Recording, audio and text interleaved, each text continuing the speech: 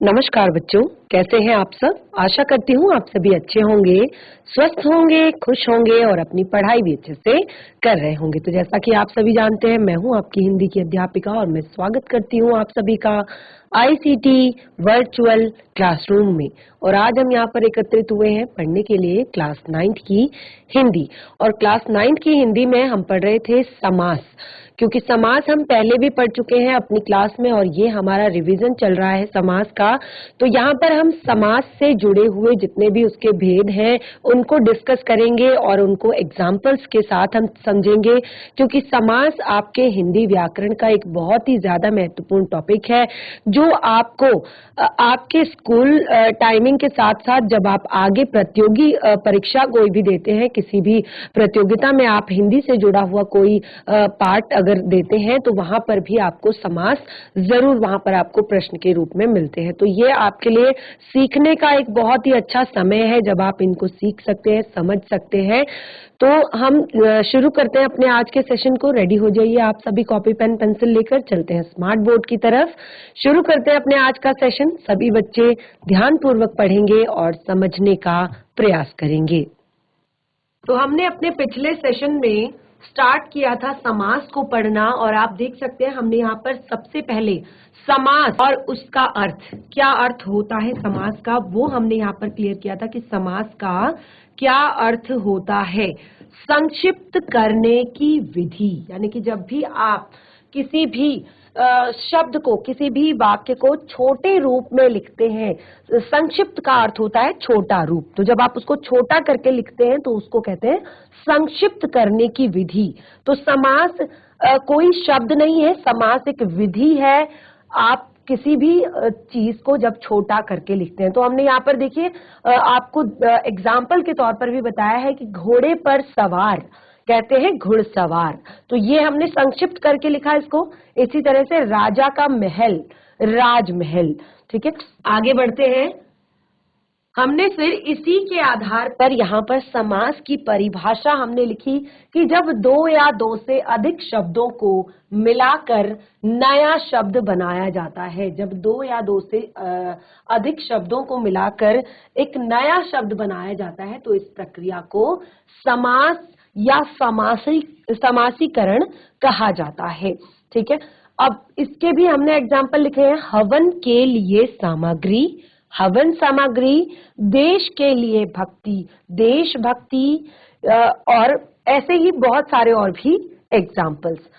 तो हमने जब यहाँ पर समास की प्रक्रिया की और उस समास की प्रक्रिया के दौरान जो हमारा नया शब्द बना, इस समास की प्रक्रिया के दौरान जो भी हमारा नया शब्द बना उसे हमने कहा समस्त पद या सामासिक पद। ये दो नाम हमने दिए, समस्त पद या सामासिक पद। तो इसको भी आप एक यहाँ पर परिभाषा के रूप में लिख सकते हैं कि समास की प्रक्रिया के दौरान बना शब्द समासिक पद या समस्त पद कहलाता है। तो हमने यहाँ पर फिर एक और बात आप लोग को बताई जो कि हमने यहाँ पर लिखा हुआ है, जैसे कि आप देख सकते हैं, देश के लिए भक्ति, आजीवन, चरण कमल या लखपति।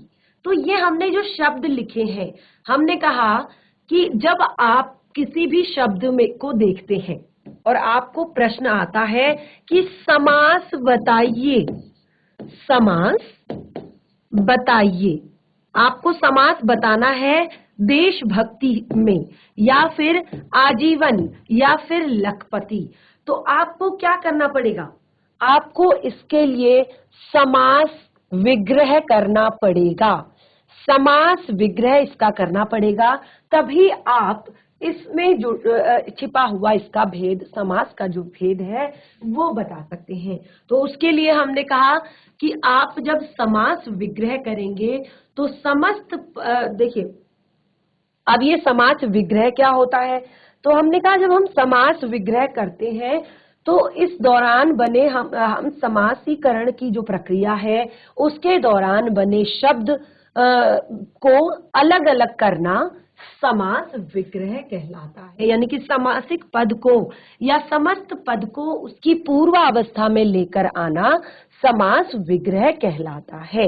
जैसे शब्द दिया गया है यथाशक्ति, तो उसको आपने अगर उसका समास आपने जानना है तो उसके लिए आपको समास विग्रह करना होगा।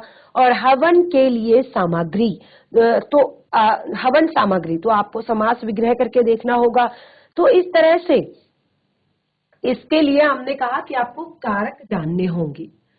और एक और चीज हमने यहाँ पर बताई थी कि यहाँ पर पूर्व पद और उत्तर पद भी आपको जानने होते हैं कि पूर्व पद क्या होता है। समस्त पद जो होता है उसमें जो समास की रचना होती है वो हमेशा दो पदों से होती है। समास की रचना क्या किससे होती है? हमेशा दो पदों से होती है, जैसे कि आप यहाँ पर देख सकते हैं, पूर्व पद और उत्तर पद। देखिए, समास की रचना हमेशा दो पदों से होती है। एक पद को कहते हैं पूर्व पद, दूसरे पद को कहते हैं उत्तर पद। देशभक्ति में देश पूर्व पद, भक्ति उत्तर पद। हवन सामग्री में हवन पूर्व पद, सामग्री उत्तर पद। नीति निपुण में नीति पूर्व पद, निपुण उत्तर पद। यथा विधि में यथा पूर्व पद, विधि उत्तर पद। तो इस तरह से दो यहाँ पर पद से मिलकर बना होता है। फिर हमने कहा कारक चिन्ह, यानी कि हमने यहाँ पर आपको कहा कि दो चीजें हमने यहाँ पर क्लियर की कि विभक्ति चिन्हों का लोप हो जाता है। देखिए, हमने कहा कि समास की जो प्रक्रिया होती है इसमें दो चीजें होती हैं, और वो दो चीजें कौन कौन सी होती हैं? सबसे पहली चीज हमने यहाँ पर बताई कि विभक्ति चिन्हों का लोप हो जाता है, और दूसरी चीज बताई कि ये दो पदों से मिलकर बना होता है। तो ये विभक्ति चिन्हों की हम यहाँ पर बात कर रहे थे, तो उस विभक्ति चिन्हों के लिए हमें यहाँ पर हमने कहा कि जैसे हमने यहाँ पर वाक्य लिखे, मनोज ने सेब खाया, पेड़ से पत्ते गिर रहे हैं, शिक्षक छात्रों को पढ़ा रहे हैं, पिताजी बच्चों के लिए फल लाए। तो ये हमने यहाँ पर कुछ वाक्य लिखे, और उन वाक्यों में हमने आपको बताया कि ये जो वाक्य है, ये सारे वाक्य जो यहाँ पर बने हैं, इन वाक्यों में आप स्पष्ट रूप से देख रहे हैं कि इन वाक्यों में कारकों का प्रयोग किया गया है। ठीक है, इन वाक्यों में कारकों का प्रयोग किया गया है। तो ये कारक कौन कौन से हैं? अलग अलग प्रकार के कारक आप देख रहे हैं।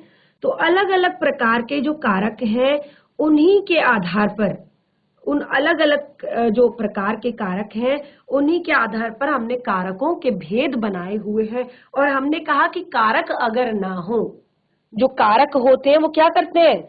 ये कारक ही है जो हमें संज्ञा तथा क्रिया का संबंध हमें प्रकट करते हैं। और इनको अगर हम यूज ना करें तो जो हमें क्रिया का, शब्दों का जो एक संबंध है वो समझ में नहीं आएगा। और सबसे बड़ी बात है कि हम वाक्य के अर्थ को स्पष्ट नहीं कर सकते हैं।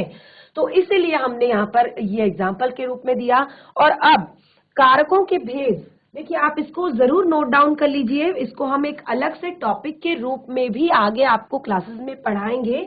तो कारक के भेद हमने यहाँ पर इसको आप नोट डाउन कर लीजिए। कारक के भेद ये अलग टॉपिक है, लेकिन क्योंकि हम समास पढ़ रहे हैं और इस समास की प्रक्रिया के दौरान आपको ये काम आने वाला है, तो इसीलिए अभी आपको इसको लिखना है। 8 भेद होते हैं, 8 भेद होते हैं। जो कारक होते हैं उनके 8 भेद होते हैं। कौन कौन से 8 भेद होते हैं?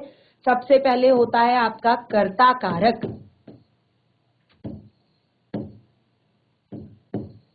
दूसरा आपका होता है कर्म कारक,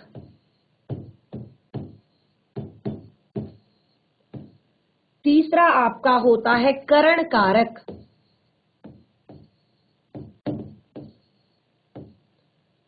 चौथा आपका होता है संप्रदान कारक,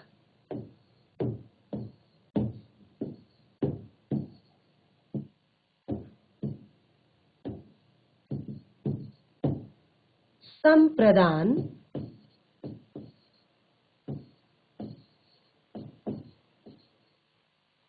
कारक। पांचवा आपका होता है अपादान कारक।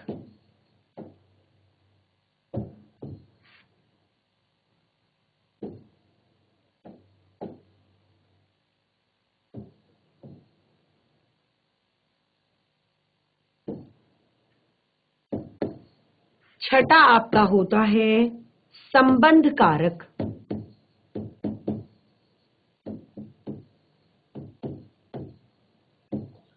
सातवां आपका होता है अधिकरण कारक।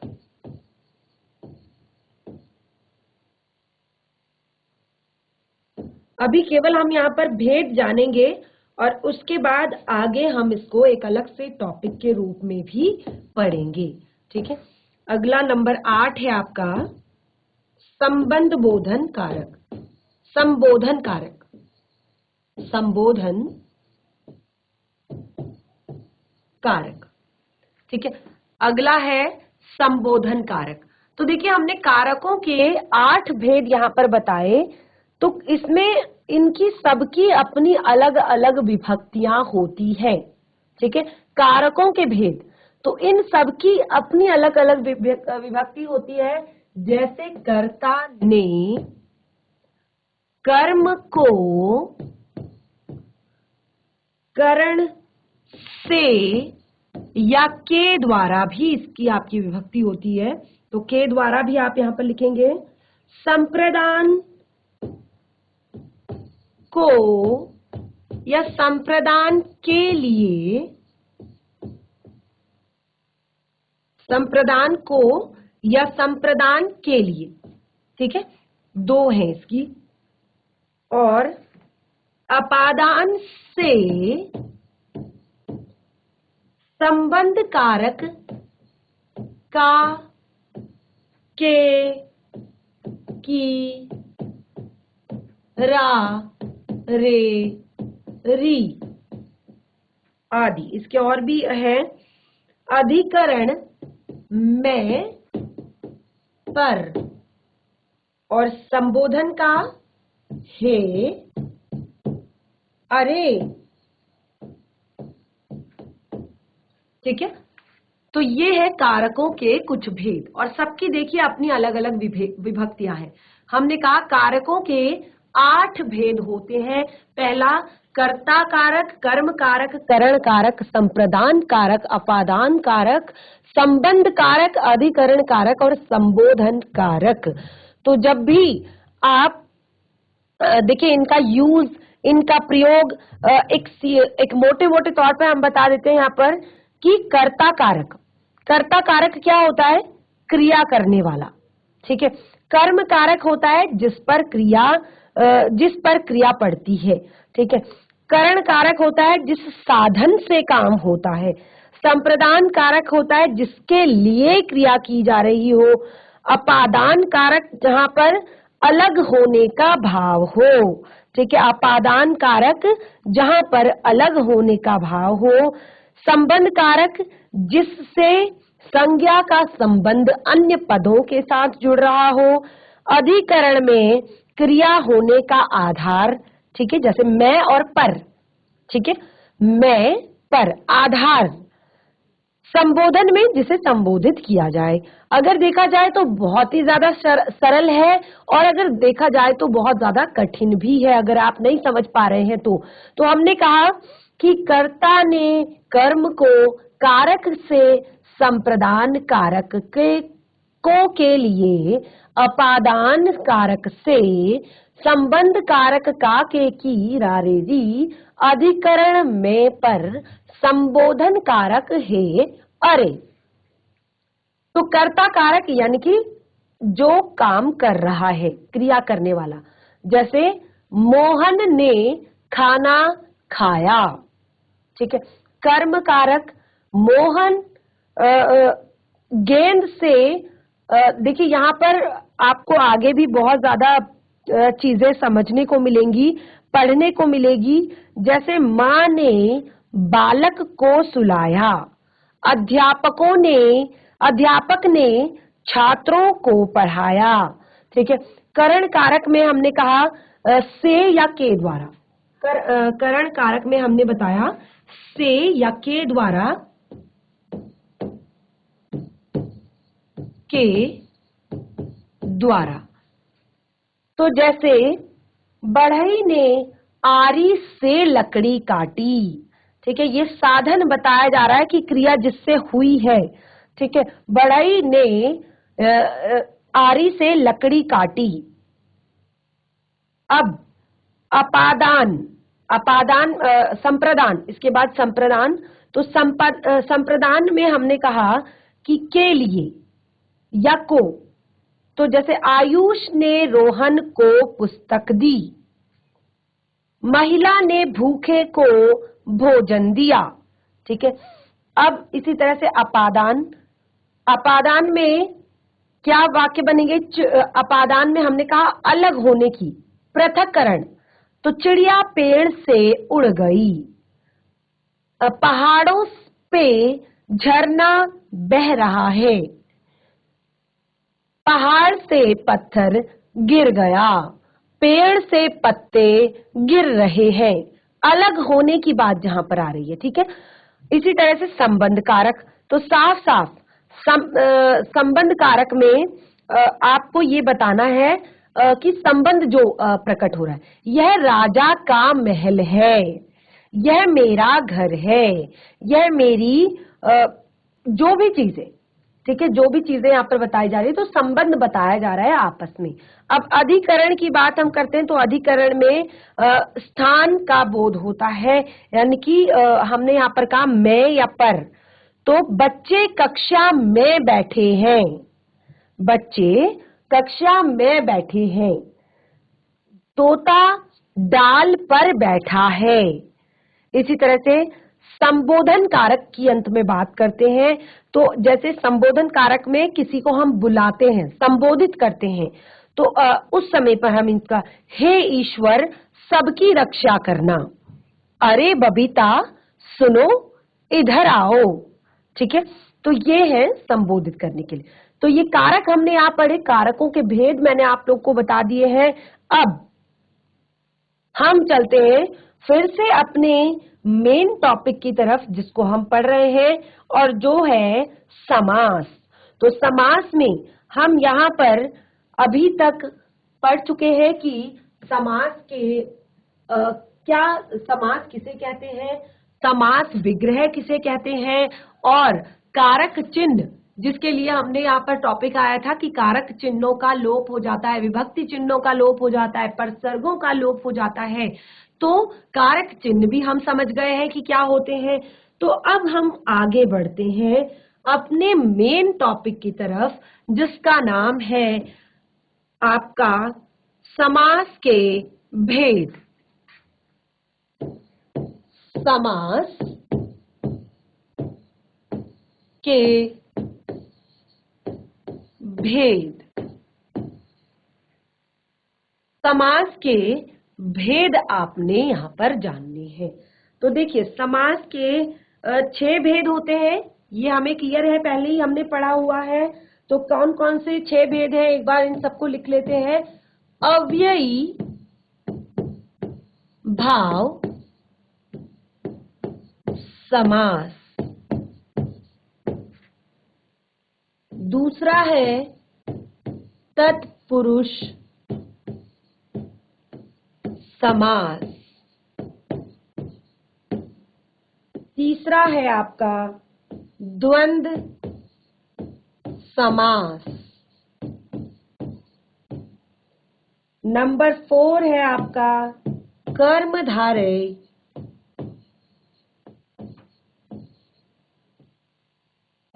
समास, नंबर 5 है आपका द्विगु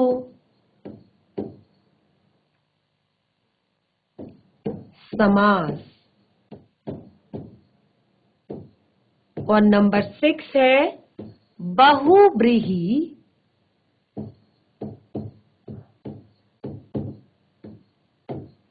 समास।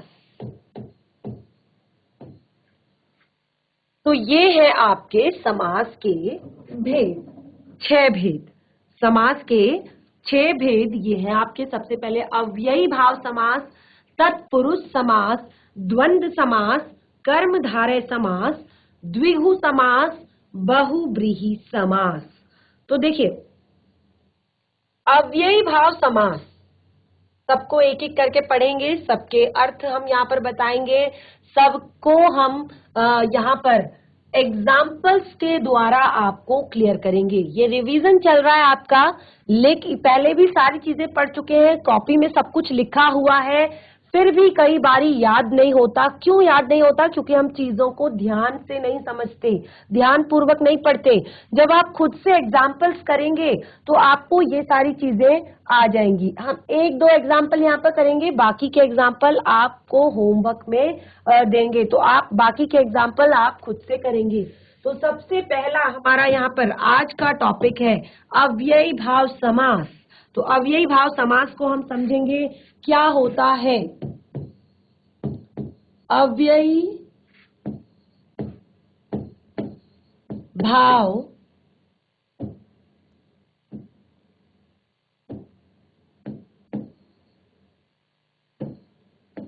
समास।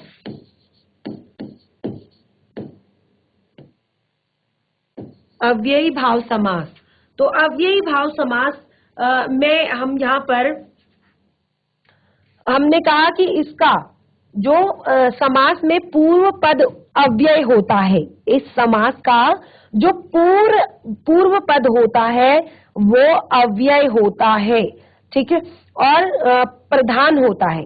इसका जो पूर्व पद होता है वो अव्यय होता है और प्रधान होता है, इसीलिए इसे अव्ययी भाव समास कहते हैं। और जो उत्तर पद होता है यानी कि बाद का पद होता है वो या तो संज्ञा होता है, ये चीज आप ध्यान रखेंगे, ठीक है, जिसमें पहला पद, इसको हम पॉइंट वाइज लिखेंगे इस बार, क्योंकि आप लोग परिभाषा लिखने से आप लोग याद नहीं कर पाते हैं। देखिए,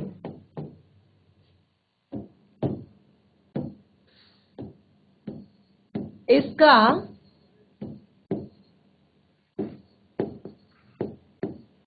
पहला पद प्रधान और प्रधान होता है, दूसरा इसका पॉइंट है कि पहला पद अव्यय तथा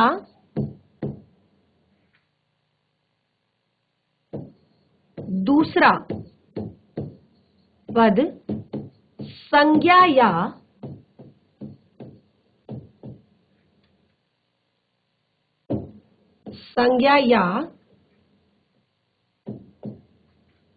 विशेषण होता है।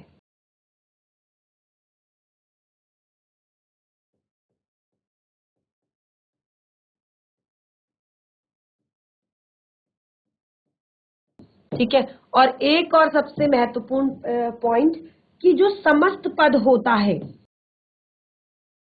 समस्त पद यानी कि समासीकरण की प्रक्रिया के बाद बना हुआ शब्द भी अव्यय होता है।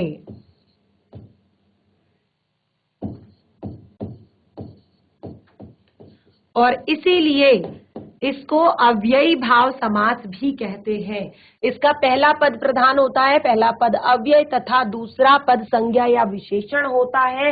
और यहाँ पर हमने कहा कि जो समस्त पद होता है वो भी आपका अव्यय होता है। तो एग्जाम्पल्स देखते हैं, इसके उदाहरण देखते हैं, और उदाहरणों से हमें क्लियर हो जाएगा कि क्या अव्यय है और कौन सा आपका विशेषण है, कौन सा। अगर मैं शब्द लिखती हूं आजीवन, आपका शब्द है आजीवन, हम सबसे पहले करेंगे समास विग्रह। आ धन जीवन,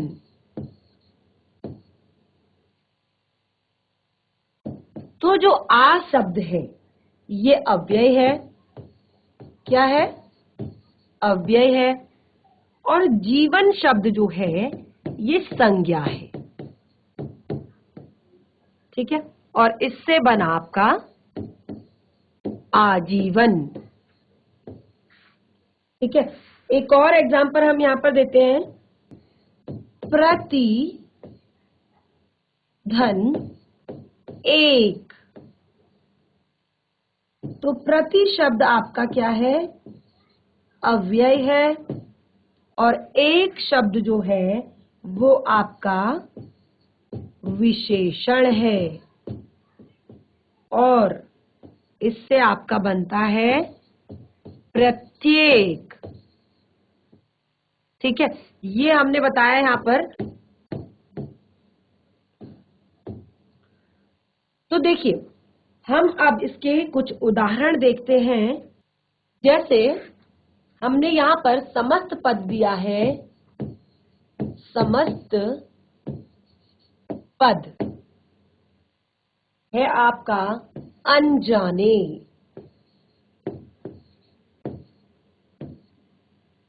या आजीवन,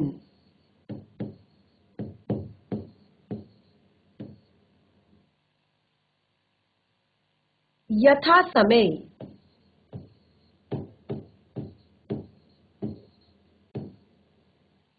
यथा विधि,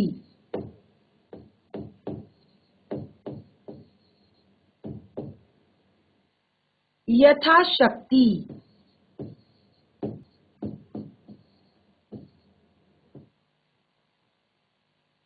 तो देखिए, अगर आपको बताना है कि इन शब्दों में कौन सा समास है, अगर आपको बताना है कि इन शब्दों में कौन सा समास है, तो आपको क्या करना होगा?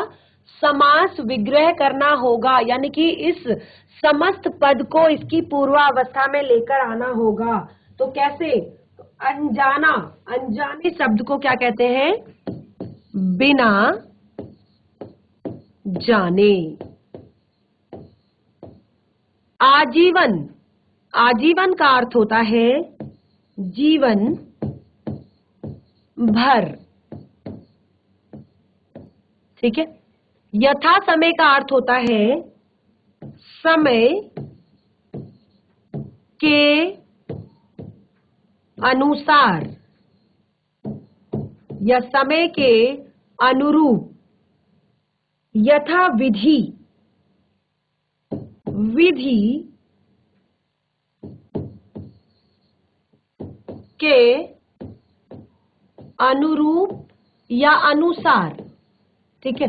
विधि के अनुरूप या विधि के अनुसार। यथा शक्ति,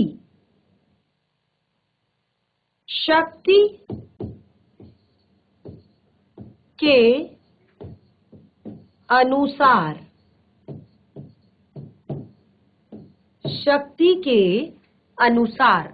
तो इस तरह से आप सबसे पहले इनका समास विग्रह करेंगे और फिर देखेंगे कि यहाँ पर कौन सा जो आपका शब्द है वो किस तरह से आपका यहाँ पर दिखाई दे रहा है। तो देखिए, सबसे पहले आप ये देख रहे हैं कि जो दोनों जो ये शब्द है ये दो पदों से मिलकर बने हैं, पूर्व पद और उत्तर पद। जैसे अनजाने, अन यानी कि बिना जाने, आजीवन, आ यानी कि जो आपका शब्द है ये आपका अव्यय है और जीवन जो है वो आपका संज्ञा है, तो जीवन भर।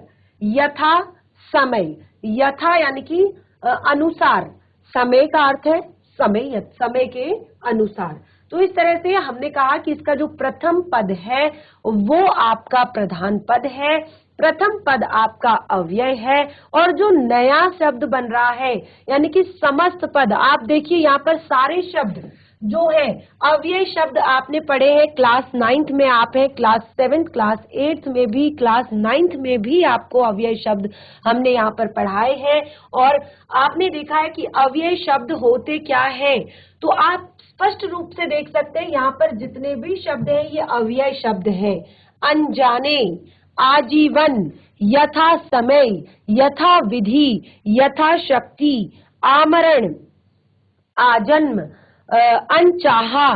तो ये इस तरह के जो भी शब्द हैं वो आपके सारे शब्द आपके अव्ययी शब्द हैं। इसी कारण इस समास को हमने अव्ययी भाव समास नाम दिया है।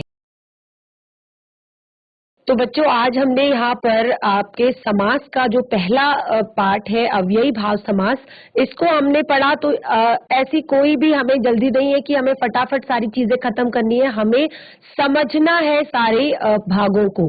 बहुत ही ज्यादा महत्वपूर्ण टॉपिक है। तो आज हमने जो कुछ भी पढ़ा है अव्ययी भाव समास के बारे में, इसको घर पर एक बार जरूर रिवाइज करें और इसमें और ज्यादा एग्जाम्पल्स अगर आपको लगता है कि आप बता सकते हैं, आपको पता है अव्ययी शब्द क्या होते हैं, तो आप इसमें और भी एग्जाम्पल्स लिख सकते हैं। और जितना आप प्रैक्टिस करेंगे उतना आपको ये चीजें और अच्छे से क्लियर हो जाएंगी। इसके जो बाकी के भेद हैं उन्हें हम कंटिन्यू करेंगे अपने नेक्स्ट सेशन में। तो आज का सेशन हमारा यहीं पे समाप्त होता है।